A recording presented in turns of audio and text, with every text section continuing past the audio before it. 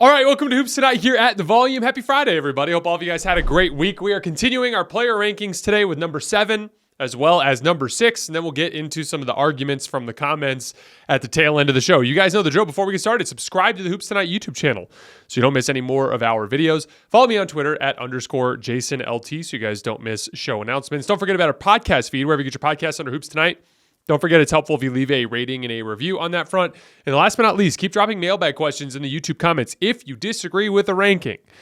Make your case, and we will include it in the mailbag segment that we do at the tail end of these shows as we move forward with the list. All right, let's talk some basketball. Remember, as I have to kind of throw out as a disclaimer at the beginning of every single one of these videos, this is not a who's the best basketball player just right now for a game that's tomorrow or for a series that starts tomorrow. The entire premise of this list is if I had 30 GMs, or I should say 25 GMs, if I had 25 GMs and we were drafting for a season that starts in October, meaning a training camp, all the way through a potential NBA Finals series in June, who is the player that brings the most value within that context? So it's a combination of 3 factors: your durability in the regular season as well as your motor in the regular season, so how hard you play on a night-to-night basis. 2, how well your game translates to the postseason. Are you a playoff riser, a playoff dropper, a guy who kind of stays at his level? And then 3, how versatile are you? Because theoretically, if I picked you with my first pick, I would have to turn around 25 picks later or 30 picks later, whatever, and I have to pick another player until I got up to 15. And obviously, whichever player I pick first has a direct impact on what I need for my second pick and my third pick and my fourth pick. A highly versatile player will give me lots of flexibility in who I can add around them. A very one-dimensional player will give me not as much flexibility. I'll have to be very deliberate about the types of players that I put around them. So for instance, like if I have a very versatile player and I might, in my second pick, I might just take the most talented player available.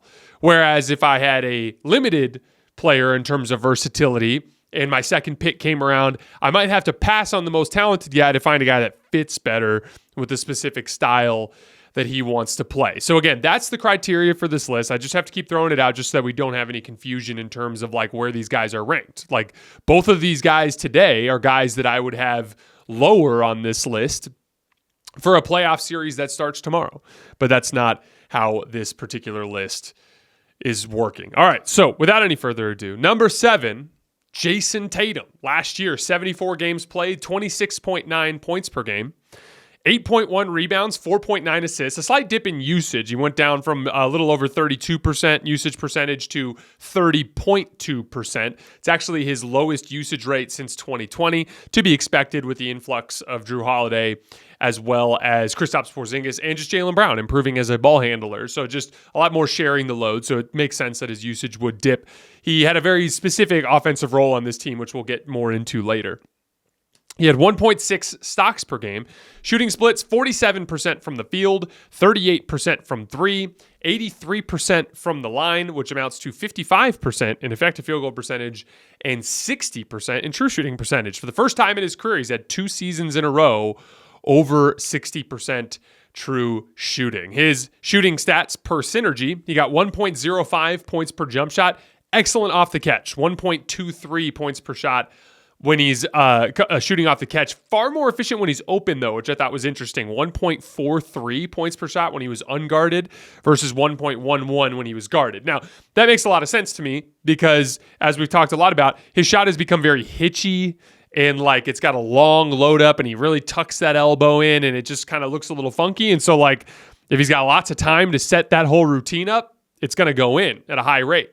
But anything disrupts that, whether it's an off-the-dribble jump shot or more of a contested jump shot, he tends to struggle. Shot just 0.97 points per shot off the dribble. Again, that's the same number that LeBron had, right? LeBron was also at 0.97, but there's a big difference. LeBron attempted 3.5 per game. Tatum attempted 7.5 per game. And that's always been my biggest complaint with Tatum. You got to take and make pull-up jump shots as an on-ball creator. It's an important coverage beater. And it's okay to be a mediocre pull-up shooter when you do everything else that Tatum does, right? You know, it obviously brings a ton of size to the table. He's a better playmaker than most of his peers at his position, an extremely versatile defensive player. Like, if he was also just a deadly pull-up shooter, he'd be one of the best players in the league, right? But like, with that being the case, with you being a mediocre jump shooter, you want to use it primarily as a counter and coverage beater, right? Like the way LeBron uses it. He's going to put a few up every game just to keep the defense honest, but it's not something that makes up a large portion of his shot volume. For Jayson Tatum, 40% of his field goal attempts are pull-up jump shots. And that's where I get critical of him, because I just feel like if you just tweaked that a little bit, like it doesn't mean you have to do it the way LeBron does, but let's say you cut it down from 7.5 to 4.5.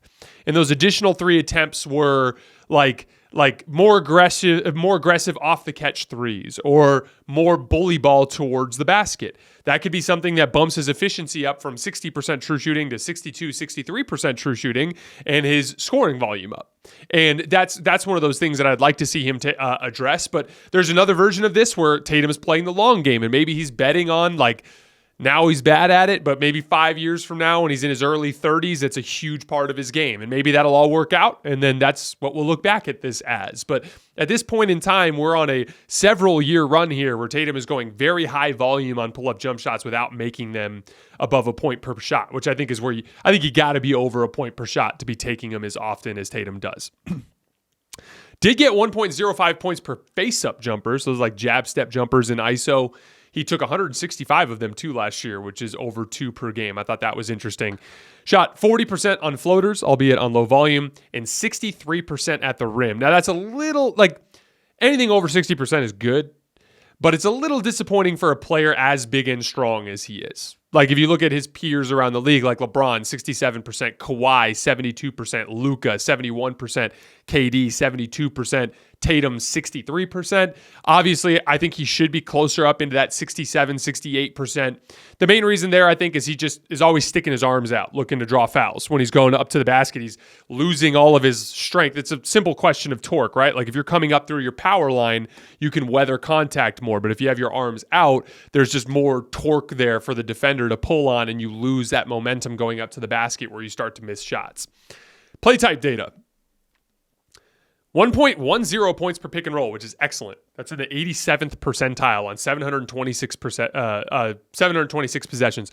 Mostly about his passing ability, which we're going to talk a lot about today. Like, Tatum only shot 42% in ball screens and still got 1.1 points per pick and roll. And the main reason why is because he was the main, like, entry point for Boston's drive and kick attack. So the vast majority of Tatum's ball screens took place at the top of the key. It was interesting because I was watching a bunch of them this morning, and they were all like right at the top of the key, right at the top of the key. And then I actually dug into the numbers on Synergy.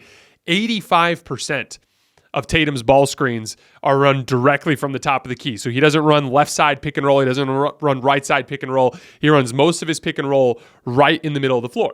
From there, it's usually either Porzingis pick and pop or a ghost screen with one of the guards. Those are the two primary actions that he'll run. And obviously, Horford could do the same thing that Porzingis does. But from there, Tatum's literally just waiting for a gap to generate as that defender lingers before that guy slips. So, for instance, let's imagine Tatum at the top of the key with the ball in his right hand, okay? And let's pretend that we have, a shooter on the right wing, shooter in the right corner, shooter in the left corner.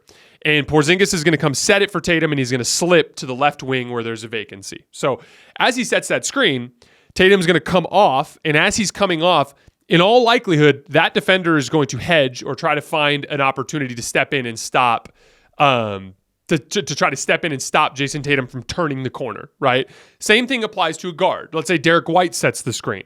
As Derek White comes to screen on Tatum's right-hand side, Derek White's defender is going to hedge to try to stop Tatum from turning the corner. Because again, if he doesn't hedge, Tatum's just going right downhill because that defender is not going to be able to fight through that screen to stop Jayson Tatum with a full head of steam. So as that screen is getting set and as that guy is showing on Tatum's right-hand drive, every single time Porzingis or Derek White or whoever it is can slip to that left wing and he's going to be open for a second. That is an important part of how Boston's offense works. Boston's offense is not a Luka Doncic, heliocentric. We're going to dribble the ball across the floor slow. We're going to cross half court at 16 seconds. We're going to get into a guard screen, and then we're going to get a switch, and then we're going to run a ball screen with like 9 on the shot clock, and I'm either shooting or I'm throwing the lob or I'm skipping to the corner, and that guy's shooting. He might have time to drive the closeout, but that's it. That's not how Boston's offense works. They want to get their spacing earlier in the clock. They want to get an initial advantage. In this case, Derek White slipping to the left wing or Porzingis slipping to the left wing. And then from there, that guy is going to drive that closeout to try to draw additional defenders and make reads out of it. They want multiple driving kicks in the same possession to get high quality shots, right? That's like how Boston's offense works. And to Tatum's credit, like, even though he didn't shoot super well, especially in the postseason, but even though he's not like the kind of on-ball scorer that some of his peers are at the top of the league, he's very deliberate about creating that initial advantage, which is specifically what Boston needs, right? Like, as soon as you get that initial advantage, it's just simple drive and kick basketball from there, but you've got to get that initial advantage. As we talked about over the last couple of years, when Boston was at their worst, it was when they would forego that to take early clock shots, like dribbling up the floor into transition threes, quick early clock ISOs from Tatum or Jaylen Brown, right? Like that was when they would kind of get out of their flow offensively. Got to have that kind of stuff for late clock situations, but ideally for Boston's offense in the early part of the clock, they want to create that initial advantage, which is something that we saw a lot of from Tatum this particular year. Again, 87th percentile, 726 possessions. That's pretty big volume. That's not the high volume list over 1,000, but that's to be expected. He's playing with Drew. He's playing with Derek. He's playing with Jaylen, right? So like he's not going to get as many reps, but that's just really, really efficient shot creation within the context of what his team needs. Again, like a lot of times, obviously it's not as applicable for this list because this list is very much in a vacuum. But when we're actually in the season, what do I always tell you guys? How good a basketball player is really only matters within the context of his team.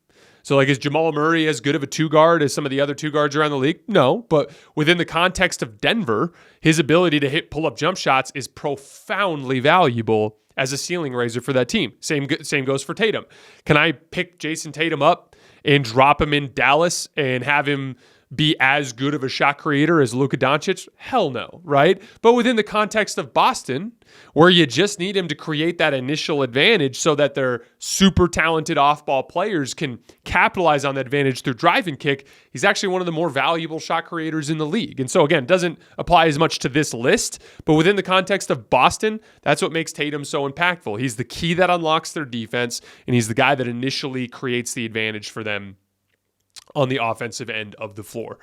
In ISO, 1.07 points per possession on 591 possessions, including passes. That's 79th percentile. In our high volume list, out of the 24 players to attempt at least 250, Tatum ranked 10th in efficiency, which is obviously very good in that upper half area there.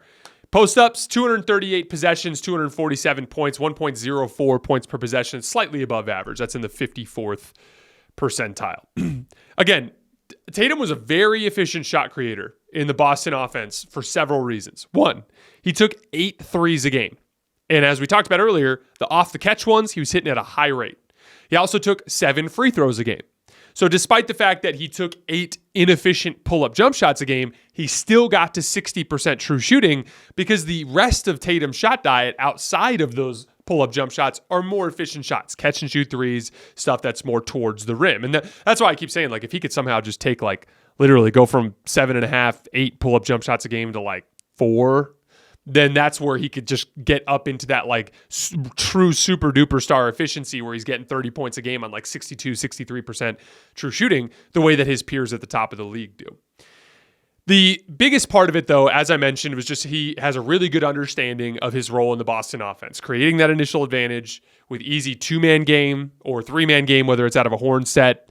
But he just makes simple reads and he lets the talent do the rest. And so, as I said many times over the course of the year last year, Tatum, in a weird way, was kind of the perfect star for that group. You know what I mean? Like, I think obviously if you put Luka on the Celtics, they win the title. But like, there's probably a little bit of a diminishing return by having a very ball dominant guy on a team that has that much ball handling.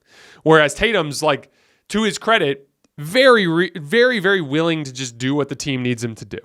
Hey, Tatum, we need you to score a lot. Okay, I can do that. Hey, Tatum, we just need you to create the initial advantage. Okay, I can do that. Hey, like Jaylen Brown's got it going tonight, and he's got this 2-man game thing going on with, Derek White. Why don't you go just spot up this for the second half here? And he'll do that. I mean, that was part of the discussion in the postseason run, and Tatum had some really wise things that he said in post-game pressers where he'd say things like, I'm not going to try to hijack the game, pull on the rope when someone else has it. Like, in a lot of ways, on a roster like this that has 5, $30 million plus players, it just makes a lot of sense to have a guy like Tatum leading the way. On defense, it's interesting because I don't think Tatum is an A+ at anything, but he's like a B at everything, right? And that extends to the defensive end of the floor, specifically with versatility, right? Like, is he in the top tier of perimeter defenders? No, it hasn't been really since that 2022 season was the best I've seen him play on the ball on defense. He's put on a little bit of weight, not as quick laterally as he used to be, right? But he's still a very, very good on-ball defender who can guard guards and wings. Is Tatum like this freaky athletic, dominant backline defender? No. But he can guard big, strong players. He can guard centers. That was a huge part of what made Boston's defense work as well as it did in the postseason, right? The main defensive scheme for Boston is they want to put Tatum on your center. And the main reason why is they're going to put Jaylen Brown on your best offensive initiator on the perimeter.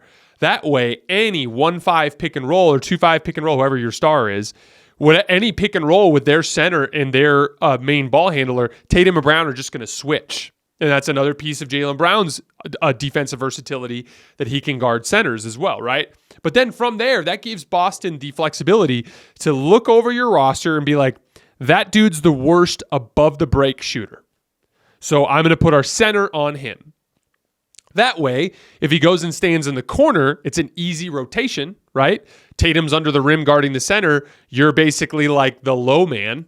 And your center, it's just an easier closeout to get back out to the corner. And if they put him above the break, it's a longer closeout, but that's your weakest above the break shooter. That was how Boston would pack the paint and cause massive problems for opposing offenses. Again, I've said this a million times, but the best example of that was the Dallas series. It just completely and utterly crippled Dallas's offense with that sort of adjustment. That's a versatility piece that Jayson Tatum brings to the table. Again, is he an A+ defensive rebounder? No, but he's a very, very good defensive rebounder, right? And so he just does a lot of things really well. And as a result of that, it just kind of allows you to plug and play him in all these different roles. And he's also 6'9", and he's also young enough to play with a lot of motor.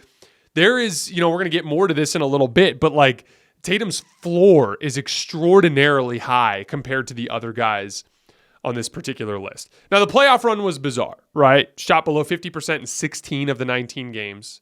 So he shot above 50% just 3 times. And as some perspective, he did so 9 times the previous year and 9 times the year before that. So 18 games over 50% shooting in the previous 2 playoff runs, just 3 last year. The main issue was the jump shot. He got just 0.80 points per shot. Points per jumper in last year's playoff run. It was 0.95 the year before that, 1.08 the year before that, 1.10 the year before that. So we are on our 4th consecutive year of a steady downward trend in Tatum's playoff jump shooting. So I'm hoping that that's just a blip and then he's going to crawl out of that, but that is a weird trend. Tatum took 179 ISO jump shots, either off the dribble or in face-up situations, made just 49 of them in the playoff run. That's 27%. And here's the thing.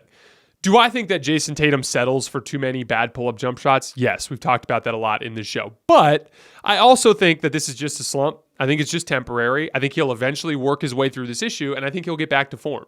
His touch is too good. This isn't a guy that has bad touch who's going to be a consistently bad shooter. This is a guy who's consistently a great touch, and he's just kind of in a weird kind of thing with his form where he's tweaking it a little too much, and he's just in a little bit of a funk.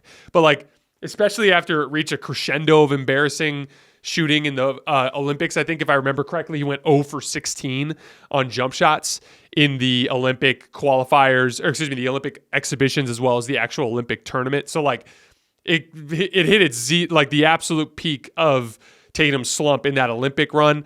I think he's going to take a lot of time this summer to iron that out, and my guess is he comes into next year and shoots the ball pretty well, pretty quickly. I wouldn't be surprised if there was a little lingering slump in the first week of the season, but I would imagine by November that Tatum will be back cooking on all gears in terms of his jump shot.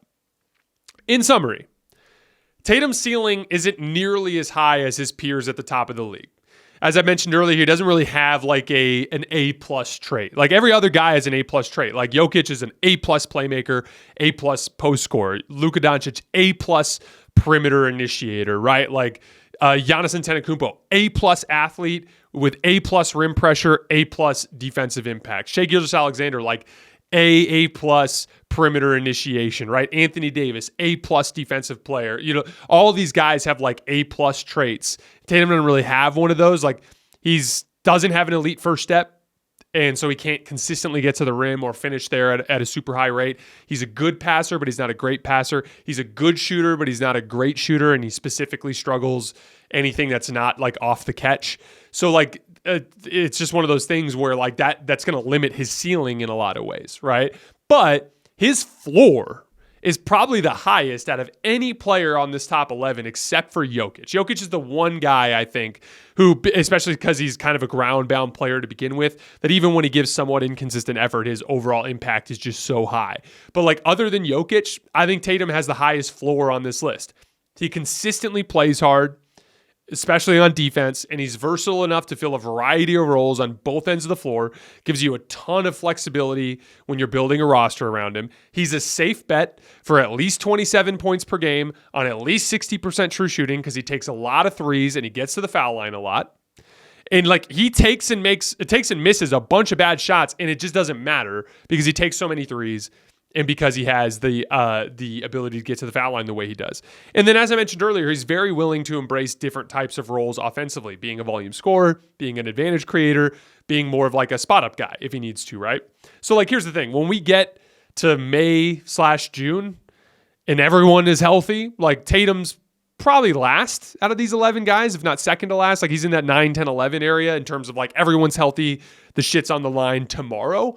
But other than Jokic, he's the guy who's most likely to get me to May and June.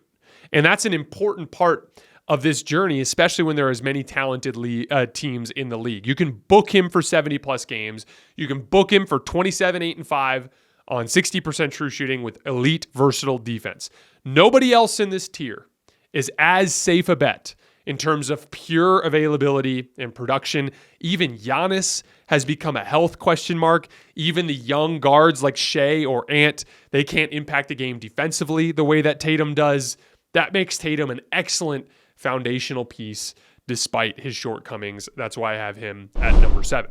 We had the appetizer last week, and now it's time for the full feast. College football is back. Don't miss any of the action. Jump in at DraftKings Sportsbook. It's a full slate of games for week 1, including the big matchup in Atlanta between the preseason number 1 and number 16. It's super easy for first-timers to get started. Try betting on something simple, like just picking a team to win. Go to the DraftKings Sportsbook app, select your team, and place your first bet. This is going to be DraftKings' biggest college football season to date. Enjoy the ride now all the way through the expanded playoffs. The preseason favorite to win the title right now is Georgia at plus 300. Number 2 on that list is Ohio State at plus 380. And for all newbies getting into the college spirit, here's something extra special. New DraftKings customers bet $5 to get $250 in bonus bets instantly. Score big with DraftKings all college football season long. Download the DraftKings Sportsbook app now and use code HOOPS. That's HOOPS. That's code HOOPS for new customers to get $250 in bonus bets when you bet just $5. Only on DraftKings. The crown is yours. Number 6, Anthony Davis. Last year, 76 games played, 24.7 points per game, 12.6 rebounds per game. That was third in the NBA behind Domantas Sabonis and Rudy Gobert. Also had a career high since joining the Lakers, 3.5 assists. A lot more opportunities for him to make plays as the Lakers shifted towards a 5-out offense. He did have one higher assist year in New Orleans. I think it was the year right before he left. But with the Lakers, especially with as much ball handling as the Lakers have, for him to get 3.5 assists is actually really impressive. Just 2.1 turnovers per game. And again, big part of it was the 5-out offense and him just having more opportunity to make plays there. Second piece of it is this was by far Anthony Davis's best post-up season of his career, both as a scorer and as a passer. Also got 3.5 stocks per game, including finishing 4th in the league in blocks per game. His shooting splits, 56% from the field, 27% from three. Obviously, just has never been able to get that jump shot back to where it was in the bubble. 82% at the line, amounts to 57% in effective field goal percentage and 62% in true shooting percentage. Similar to Tatum, the first time in AD's career, first time in AD's career that he's had back-to-back seasons of at least 60% true shooting. Shooting stats per synergy. As I mentioned, jump shot, not great. 0.82 points per jump shot, 0.87 off the catch, 0.77 off the dribble. Now, he's aware of it, really low volume. He only takes 3.5 jump shots total every game. Has really leaned in this phase of his career into more short-range scoring, which is something that I actually am a big believer in. This is something I've been begging Joel Embiid to do more of. And he's been excellent there. 58% on hooks, 51% on floaters, and 70% at the rim. Now, how has AD turned himself into such a useful short-range scorer? It's a combination of two things. First, attacking out of the post in ISO, right? And just think like what he did to Nikola Jokic in the first round. Just against slower-footed guys, just quick baseline moves to get to the other side of the rim for reverse layups, really aggressive driving moves, gets big guys out of position and gets to the foul line a lot that way. And then also just turning his back to the basket. He's got a nice little right shoulder fade, and then he's got a nice little left shoulder hook that he's hitting at a very high percentage. Again, almost 60%. Now, that's not quite like Nikola Jokic efficiency, but it's still really, really good. He shot, I think it was 58% on floaters and 51% on hooks. But anyway, he was over 50% on both. But anyway, the other piece of it is scoring out of ball screens, right? So I talk a lot about how, with Joel Embiid, I talked a lot about how scoring there's lots of different ways to score, right? There's scoring as an initiator and then there's scoring in the flow of the offense. This is what we've always credited Kevin Durant for, is he can do both so well that you can plug KD into any system anywhere in the league, and he's just going to find a way to get his 30 efficiently without really bothering the flow because he can score in the flow of the offense, meaning as multiple players are touching the ball and there's lots of player and ball movement, he can still score within that flow, right? This is something where AD does the majority of his scoring. And it's often looked at as a weakness for whatever reason. And we're going to do some talking later because I think AD's scoring volume is completely flying under the radar for whatever reason when he's actually been an incredibly dominant playoff scorer. And the reputation AD has offensively doesn't even make sense compared to what the production actually is. But AD's scoring primarily operates in the short range and primarily in the flow of the offense. Again, shooting 58% on floaters. That's one of those things where when you're running 5-out offense and he's going to one side of the floor, throwing a dribble handoff, throwing a pick, rolling into the lane, looking for the ball, didn't get it, okay, run over, set the next pick, rolling into the lane. Did he get the ball? He's the finisher in those plays, right? And he can do it both ways. He can catch in the short roll, make that little floater over the top that he's been hitting at a really high percentage. Has a chance to roll all the way to the rim, boom, vertical spacing. He's one of the guys you can throw a massive target to above the rim, and he can go and finish. That's super valuable scoring because it doesn't require you to run plays that are designed to give him the ball. It doesn't require you to force feed him. It doesn't require you to build his rhythm. He just can play alongside Austin Reeves, D'Lo, LeBron, all these other ball handlers, and he's just a cog in that system, and he's just spitting out 25-point nights, 30-point nights all the time. And that's super valuable when you're trying to build a roster around a guy. Again, imagine I'm building a team and I'm getting 25 points a night and I do not have to worry about whether or not AD fits with my next pick. My next pick, it's is it a pick and roll guard? Is it another wing? Whatever I want to do, AD is going to fit seamlessly with that guy, which is a super useful piece of team building. Play type data. 1.17 points per possession on the roll. He shot 57% rolling to the basket. Anthony Davis, to continue on that point we were just talking about, made 162 field goals on the roll last year. That was the second most in the entire NBA. Anybody want to guess who was number one? This is actually an insane stat, and this player had 90 additional made field goals. I'll give you guys a couple seconds, but it's not who you're thinking it is. Nikola Vucevic from the Chicago Bulls had 250-something made field goals in the roll. But still, Anthony Davis, second most in the entire league. More than twice as many as Embiid. Embiid had like 70 something and AD had 162. And again, that's the point I was trying to make when we were talking about Embiid at number 11. It's the point I'm trying to make today. Scoring within the flow of the offense has a ton of value. Scoring in a heliocentric manner also has a ton of value, but they both have a lot of value. And the ability to score with others gives flexibility to your team building process.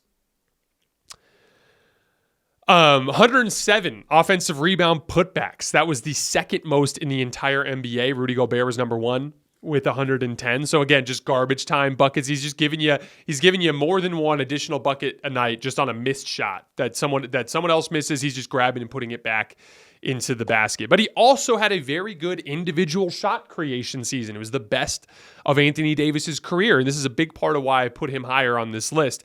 He's doing both, despite the fact that you don't really need him to within what most teams would use AD as, right? He got 1.04 points per ISO. That's 124 reps for 129 points. That was 70th percentile. And then 1.09 points per post-up, 443 reps for 483 points. That ranked 6th out of the 18 players to run at least 250. So he was one of the upper third high-volume post-up players in the entire league, as well as being a 70th percentile ISO scorer as well. He brings a really nice mix of on-ball creation, in-the-flow finishing, garbage buckets like drop-offs and offensive rebound putbacks. So here's the thing. I disagree with the idea or the assertion that AD is a limited offensive player. Can he be the offensive engine the way some of his peers can? No. But those guys also can't be a defensive foundation the way that AD can, right? Like the offensive engine types are your Jokic, your Luka, your Shai Gilgeous-Alexander, your like even LeBron James a little bit at this point in his career, Tyrese Halliburton. There are a bunch of these guys that are like, they're just every single possession, they're going up the floor, getting your defense in rotation and going. None of those guys are in the same stratosphere as a defensive foundation as Anthony Davis. Even Joel Embiid, who I would consider to be an offensive engine, is not in the same stratosphere as Anthony Davis as a defensive player. And so like, again, like you gotta play both sides of that coin. And despite that, AD is 19th in the league in scoring. He was one of only 3 players in the entire NBA last year to average at least 24 points on at least 55% shooting from the field. It was him, Giannis, and Jokic. And again, as I mentioned earlier, I specifically love the idea of a guy who can give me 25 points a game while also primarily running the offense through a different player. That's a real asset with team building. And then AD consistently takes his scoring to another level in the postseason, but he did so in a big way against Denver. 28 points per game, 63% true shooting. He ran 34 post-ups and ISOs for 40 points, 1.18 points per possession. That is outstanding. And you guys remember every one of those. That was when he was just consistently one-on-one, just frying Nikola Jokic on an island to the point where Mike Malone had to literally switch him off. And all of that while being the very best defensive player in the world, in my opinion, and one of the top 3 rebounders in the world. And AD specifically has a level of defensive versatility that most of his peers don't have. There are a lot of rim protectors that can't defend in multiple coverages. AD is an outstanding drop coverage big way back at the rim, high drop coverage big coming up to the level, blitzing, he's got the length to be bothersome there, and he can switch onto any type of player. He's got great foot speed to contain, and he has great length to contest. Now, the one defensive weakness that Anthony Davis has is he can struggle with ground-bound power bigs, right? These are guys like Sabonis or Jokic, guys that are like lower to the ground and use strength to dislodge AD from his base to create separation to finish. But here's the thing. The guys in the league that are big and strong enough to handle those types of offensive players aren't capable of doing anything else that AD can do defensively. Like, he wouldn't be able to switch or to move up to the level and back quickly or do any of those things he does defensively if he had a different body type where he was big and strong enough to withstand the big power guys like Embiid or Jokic or Sabonis, right? And here's the thing, like Embiid is the guy I keep talking about as like the guy who can guard Jokic. And I watched Jokic go through him easily in the Olympics. So like, I think I think that that's being a little nitpicky, and it's a big part of why I think AD is still the best player defensively in the world. AD is so dominant on defense that in the 2023 series against Golden State, every single adjustment made by either team had to do with AD. Golden State was trying their best to keep him away from the rim and out of the action that they were running with Steph in ball screens, and the Lakers were doing everything they could to keep him in the action. It was crazy how much he was the fulcrum of every adjustment in that particular series. So, most of you guys disagree that I have AD this high. So, I want to just kind of break down why, in a quick synopsis, why I have AD so high. 1, he's a top 5 defensive foundation for the regular season. Doesn't give consistent effort the way guys like Gobert do, but then again, guys like Gobert don't have near the offensive responsibility. And even with that somewhat inconsistent defensive effort, AD is still a top 5 regular season defensive foundation. He was first team all defense this year, and he was 4th in defensive player of the year voting. That's a pretty straightforward evidence of that. He's the best defender in the world when he needs to be. In big moments in regular season games or big stretches in regular season games, and then also in the playoffs, he's the best defensive weapon that we have in the league. I think Wemby will overtake him in the next year or two, but I think AD still has that spot as of right now. 3, AD has been very available as of late. He has a reputation among some people who aren't paying attention as being a guy who's always hurt. He's been available in 128 of the Lakers' last 137 basketball games, including 21 consecutive playoff games. So yeah, 2021, 2022, rough years for AD in terms of availability, but he's been consistently available since then. 4, he is one of the rare players in the league who actually goes up a level in the playoffs. Consistently in his career, his numbers have been better in both points and rebounds from the regular season to the postseason. Last year, he averaged 28 points and 16 rebounds on 67% true shooting. Here's a basic stat to explain the chasm between the perception of who AD is a playoff player and the reality. Most of you guys probably don't know this, but Anthony Davis has played in 60 playoff games. Embiid has played in 59. So they've played in basically the same amount of playoff games. Who do you think has more 30-point playoff games between those two guys? You probably think it's Embiid. No, AD does. AD has 23 30-point games. Embiid has 21. Who do you think has more 40-point playoff games between those two guys? You probably think Embiid. Nope, it's AD. AD has 3 40-point playoff games. Embiid has 2. That's just a quick look at scoring. And AD's doing that while the offense is being run through different players. Embiid is being force-fed the ball in these playoff settings and is not producing at the same level that Anthony Davis does. Anthony Davis is one of the most dominant and impactful playoff players in the league. He had a rough series against Jokic 2 years ago in 2023, and he had some health issues, and I think that has caused people to just completely underrate the guy. And then lastly, the last piece number 5, versatility. Unlike a guy like Embiid, AD can play in a variety of styles and schemes on both ends of the floor. Do you want to run 4 out like the Mavs and just spam high ball screens with a spaced floor? AD is excellent for that. Do you want to play out of the post and run off-ball action kind of like the Warriors do? Well, AD is one of the best post players in the league. Do you want to play 5 out with a ton of ball and player movement? AD is awesome at that too. We just saw that last year. He had one of the best offensive seasons of his career. What about the defensive end?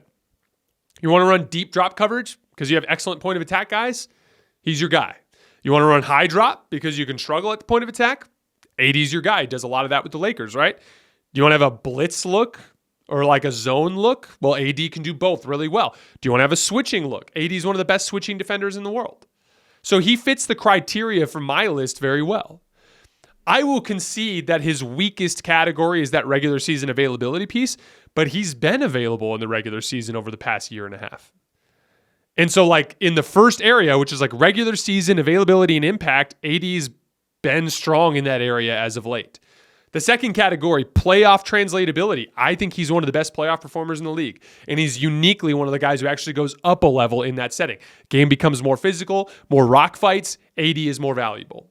And then the third piece, versatility.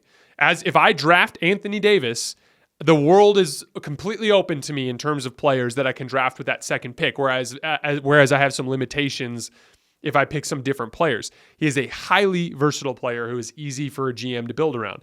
That just puts him in a really, really good spot in terms of how he could be valued in this context. Last note, I'm curious as to why AD is one of the most underrated players in the league. I think it's pretty simple. One, he's somewhat non-traditional, right? Like he's a defensive star, right? Where that's his primary impact. And people think he's a bad offensive player, but hopefully after today we can put that myth to rest. Two, people don't really like the Lakers, which I get. There's a lot of Lakers fans and a lot of Lakers media coverage. I totally understand why some people get sick of that. And then lastly, because the Lakers don't have good role players. They don't have guys who can play both ends of the floor outside of LeBron and AD. And so as a result, the team just is kind of mediocre. Like they're not a top tier contender. They're in that second tier of teams. And as a result of that, they don't get the respect, especially with the team that has both LeBron James and Anthony Davis on the team. And so I understand that that's like the reason, but I'm hoping that over the course of time, people gain a little bit more respect for what AD brings to the table. And I think the Olympics were another great example of that, especially on the versatility front, just what he did trying to fit in alongside everyone else. All right, mailbag. I agree with 90% of your takes, but Ant is simply too high on this list. Recency bias kills media members and fans so much. So I'm not going to get too far into it because Ant is next for me at number 5, so we're going to do a lot of talking about it in the next video, but I'll do a really quick synopsis of it. First of all, Ant just came off of a Western Conference Finals run where he averaged 28, 7, and 7 on 60% true shooting. In the process, he swept a KD super team and eliminated the defending champs, including in Game 7, completely shutting down Jamal Murray in the second half of Game 7. Like, that's an insane playoff run. And if literally, if any of the guys that we have in the top 4 had that same playoff run, everyone would be like, oh, this is what superstars do. But for some reason with Ant, it's getting overshadowed. And I think the main reason why is because he ran into Luka and he really struggled. And there were a couple different factors there. I think Luka's aura had an impact, right? Like, we've seen that before, right? Like, Jayson Tatum, awesome. The entire 2022 playoff run, ran into Steph, had a bad series, right? Steph, when he was younger, like, you'd be really good playoff player, and then he run into, like, 2015, 2016, Steph wasn't very good when he ran into LeBron. There was like a little bit of a struggle there for Steph to get to the point where he was competing at LeBron's level in those series. 2017, 2018, the playoff, the play-in game in 2021, the series in 2023, Steph was much more at LeBron's level. But in 2015 and 2016, LeBron just outplayed him. And like even LeBron in his early part of his careers, like in his career, like he'd run into that Celtics team and he would struggle. He'd run into the Spurs team and struggle under the aura of guys like KG, Paul Pierce, Tony Parker, Tim Duncan. That's like a typical thing that we see happen with young stars. And so Ant had an iffy series in the Western Conference Finals against Luka Doncic, who we all agree is like one of the top two or three players in the league. Like even Bucks fans will have him third, right? So for whatever reason, that whole playoff run just got swept away, even though he was like literally fucking incredible for the first 2 rounds, right? Like, and so I think that's a little ridiculous. To be clear, a lot of this has to do with the criteria of my list. If everyone was healthy and I had a playoff series starting tomorrow, Ant would be lower. He'd be in the 9, 10, 11 range. But the playoff series doesn't start tomorrow. In this scenario, his first playoff game would be like 9 months from now. And he'd have another 80 plus games of experience before then. And so like that to me, like I actually think I'm projecting Ant is going to be a top 5 player this year. But the main reason why, like as I mentioned, I didn't see much of a gap between 5 and 11 in this list. So if you told me you had Ant, if you in the comments are like, I think Ant's number 11, I'd be like, cool, got it. I have Embiid at 11. I don't have much of a gap at all between Ant and Embiid. That's not the way this list is meant to be organized. These guys are splitting hairs, right? However, what did I say the tiers were called? Bottom tier was like best players that can't be the best player on a championship team. That second tier was worst players that can be the best player on a championship team. The tier that we just finished today, the tier that we just finished today is like superstars that aren't perennial MVP candidates. What's my top tier? Perennial MVP candidates. I think Anthony Edwards is going to be a top 5 MVP candidate each of the next 5 years. He just finished 7th in MVP last year, and he wasn't as good in the regular season as he was in the postseason.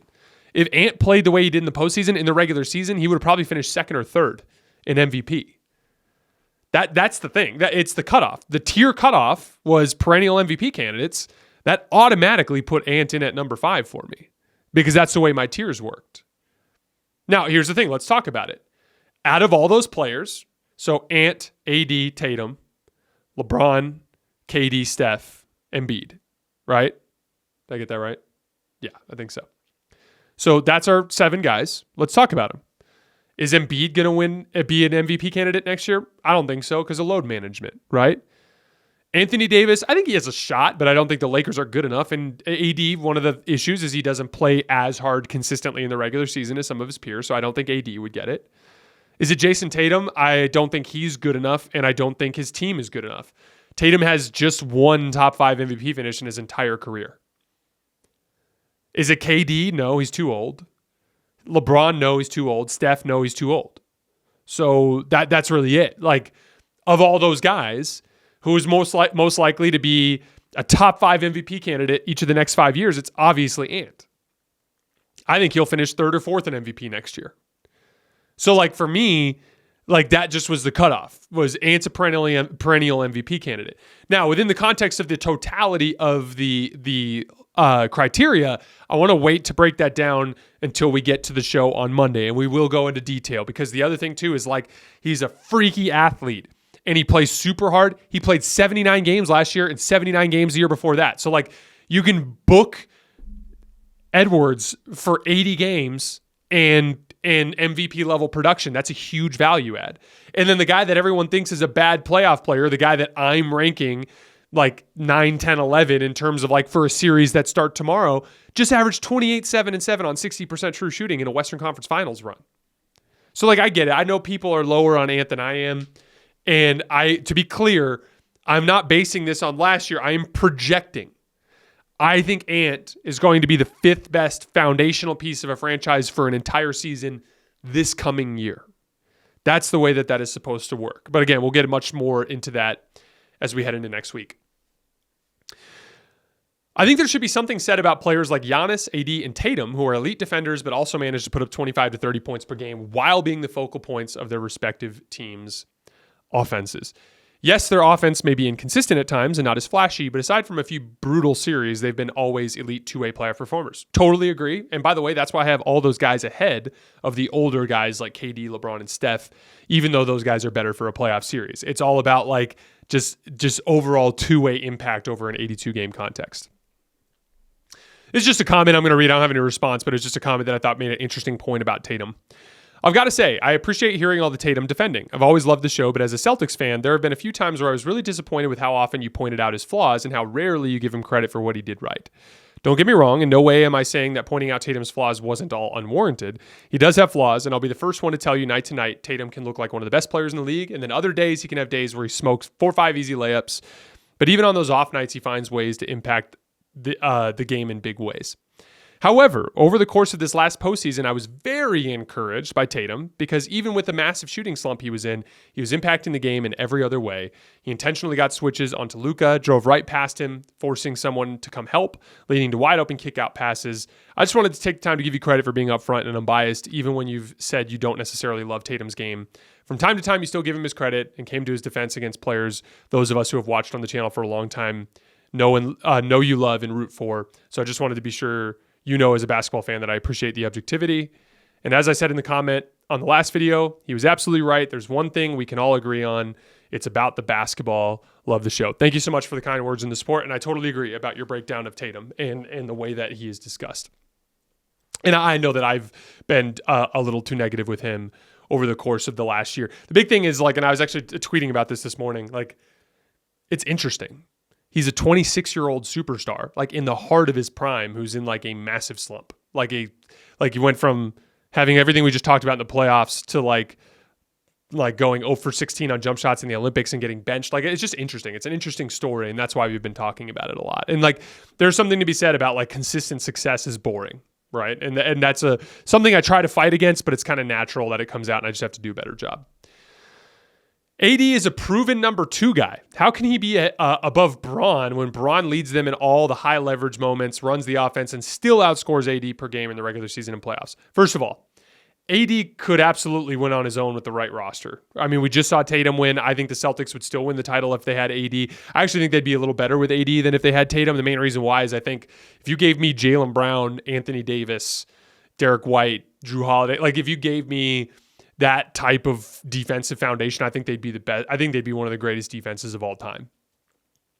And then the second piece of it is KD and Steph. You can't, I understand for MVP purposes, I don't think AD is going to win an MVP because he plays next to LeBron, but that doesn't mean AD is not still a top tier superstar. KD and Steph played together for years. That doesn't mean that neither of them get to be called a superstar just because they play alongside another one. I don't, again, that to me shouldn't matter. Again, it was a different thing in Golden State too, because they didn't just have KD and Steph. They also had Clay. They also had Draymond. They also had Andre Iguodala. That team was ridiculous. But I don't necessarily think for the sake of this type of list, you would punish AD. For instance, in that era that KD and Steph were playing together, I thought they were the second and third best players in the league. I thought, even though they were playing together, I thought it was LeBron, Steph, KD. They were still right there. Just so staggering that after 20 years, this guy is still an all-NBA performer. He's talking about LeBron. I've never seen anything like it in over 50 years following the league. Players like Kareem had incredible longevity, but none of them were playing at this level at the end of their careers. Got to be one of the strongest reasons to think of LeBron as the greatest ever. Jordan may have had the greatest peak ever, but he was a shell of himself when he retired. What we're watching is nearly a miracle. I totally agree, and that's LeBron's case. As I've said, in a similar kind of framework, we've crafted this list as if you were starting a season that starts in October. My GOAT case list is if I was starting a career. If I was launching a franchise, if we had all 30 franchises starting from scratch, and it wasn't just one season, but we were playing out those players' careers, I would want LeBron as the number one pick because we're about to have his 22nd straight year of all-star level production. And, 19th straight year or 20th straight year of all NBA level production. That gives me as a GM a lot of leeway to make mistakes, to figure out what works, to, as we talk about, there's all these other things. Sometimes KD and Steph join each other and they're just gonna be really hard to beat. Sometimes your co-stars get hurt, right? Like Kyrie and Kevin Love, right? Sometimes your star gets hurt, right? There's all these different things that can happen. And so what you're really looking for is shots at the table, right? It's like if we were playing roulette. But I was placing your bets for you. If I gave you just one bet, you only have a, slightly below 50% chance of winning, right? But if I gave you 5 chances, you're gonna win at one or two of them at least, right? And that's kind of the way I look at it in terms of that GOAT debate. If I have 20 plus years of all NBA level production from LeBron, that just gives me a really good chance to win more titles than the other players that have come in NBA history. I'm not a huge LeBron fan, but what's the argument for AD over him or Steph or Durant or Embiid? Guys that lead their teams and are the number one options each night. And we've seen AD lead teams and wasn't very successful, although he was healthy last season. 21 and 22 cost the Lakers by his injuries. We take LeBron off that team, they're worse than you took AD off of it. Same as if we switch Steph with AD, the Lakers are good and the Warriors are worse. Between injuries and inconsistency offensively, how do you have AD over guys like KD, Curry, LeBron, and Embiid? If your take is defense, I would personally take an offensive juggernaut over a guy that is inconsistent on offense, but a defensive anchor. Thanks. Keep up the good work. Thank you for supporting the show. You'll notice I have the offensive engines over him. I have, Shea over him. I have Luka over him. I have Jokic over him. The only offensive engines I have below him are guys like Embiid or Steph, who Steph's old and is showing some signs of decline, and Embiid is constantly hurt. But I agree that the offensive engine types are over AD, but AD is a much more impactful regular season player than LeBron, in my opinion. If LeBron sat out a regular season game, you felt like Austin, D'Lo, and AD had a good chance to win. But if AD was out and they were playing somebody decent, it was automatic loss. That's what it felt like as a fan watching. And I can't remember the exact numbers, but they're something like 3-7 over the last 10 games that AD missed. So they pretty consistently lose when he's out. I'm not going to put him over the offensive engine types at the top of the league, but an overall impact, especially with what he brings defensively, I just have him above the guys that we have below. And I went extensively about that in the earlier part of this show. Anthony Edwards and Jayson Tatum are not better than LeBron, Steph, or KD. Again, totally agree. Series starts tomorrow. Give me LeBron, Steph, or KD. That's not how it works, though. The format of this list is October to June. I need to survive the regular season. Ant's going to play 79 games. Tatum's going to play 74 games. They're both going to put up crazy production. LeBron, Steph, and KD, they might play 70 games. They might also play 50 games. They might impact winning at a superstar level for 30 of those games and at a star level for another 30 of those games. Whereas Ant and Jayson Tatum are just they're athletic wrecking balls that are going to play out, just impact winning a ton over the course of 82 games. 2 more questions. For the mailbag, how much of LeBron's effort do you think is laziness and how much is necessary coasting? Or does it not matter? Lack of effort is lack of effort either way. Naturally, it's going to be a bit of both, but we've seen what happens when LeBron exerts too much throughout the whole game. He gets gassed and can't affect the game as much in second halves. Love the show. Keep up the great work. I think it's 100% necessary coasting. LeBron is just too much of a winner in his career to be lazy, but he's coasting to try to conserve energy. The problem is the Lakers roster isn't as good as you'd like it to be able to actually allow him to coast the way that he does. Last question. Jason, thank you for taking the time to make these videos and to read this comment. I want to play a little devil's advocate for my guy. Now that we are at the top of the list, and in my opinion, he does not belong in this tier, from all of the playoff teams, last year only one team did not have a top 25 player on your list. I'm sure you know I'm talking about the Orlando Magic. I know you had him at 26 or 27, but there are players on the list that are at best number 2 on their team and some other players that have yet to accomplish anything in the NBA. If we are basing this list on the upcoming year's potential, I find it hard to believe that Paolo Banchero is not a top 25 player in the NBA. Thanks. Thank you again for the time and keep up the great content. I'm almost certain he'll be in it next year. He was just on the fringe for me. Don't forget, I don't see much separation in that bottom tier. So from 18, which I think was Bam, all the way to 45, I kind of all have them in a similar grouping.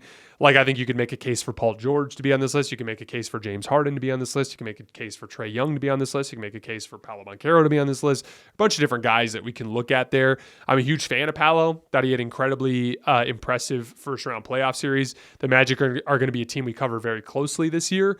But yeah, he just barely missed the cut for me in this year. And the main reason why is I don't think he's good enough as a number 1 yet to really get his team that close.